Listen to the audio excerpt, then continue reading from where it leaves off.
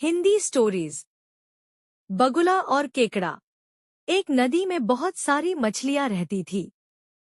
उसी नदी के किनारे कई बगुले भी रहते थे। गर्मी का मौसम आने वाला था।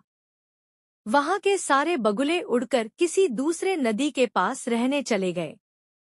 उन्हीं बगुलों में एक बगुला उस नदी को छोड़कर नहीं गया, क्योंकि वह बहुत आलसी था। वह चाहता था कि उसे बैठे बैठाए वही भोजन मिल जाए। लेकिन और बगुलों के चले जाने के बाद उसे खाने पीने की भी दिक्कत होने लगी, क्योंकि वह बगुला और बगुलों की चापलूसी करके कुछ खाने पीने का जतन कर लेता था। एक दिन वह बगुला एक टीले पर बैठकर जोर-जोर से रो रहा था।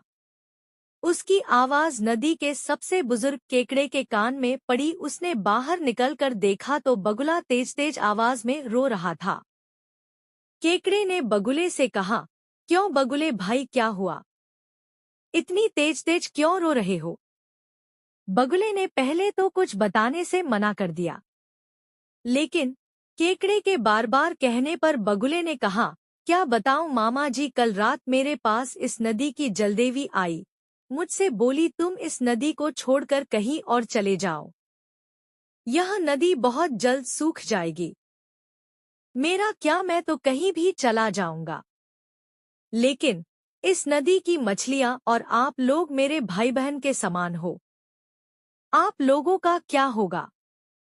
इतना कहकर वह फिर जोर जोर से रोने लगा। इतने में उस नदी की सारी मछलियां इकट्ठा हो गई।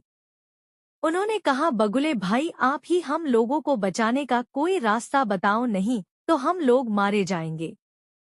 बगुला कुछ देर सोचकर कहा, मेरे पास एक उपाय है, लेकिन आप लोगों को पता नहीं पसंद आएगा या नहीं। सभी मछलियों ने बगुले से कहा, बताओ बताओ।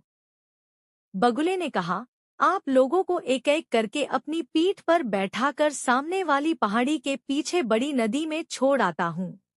केकड़े ने बगुले से कहा, हम लोग तुम्हारे ऊपर कैसे विश्वास करें, क्या पता तुम बीच रास्ते में मारकर खा गए तो? बगुले की बात सुनकर सभी को विश्वास हो गया कि बगुला हमारी मदद करना चाहता है। सभी ने बगुला भगत की जय बोलते हुए कहा, ले चलो हम लोगों को दूसरे नदी में।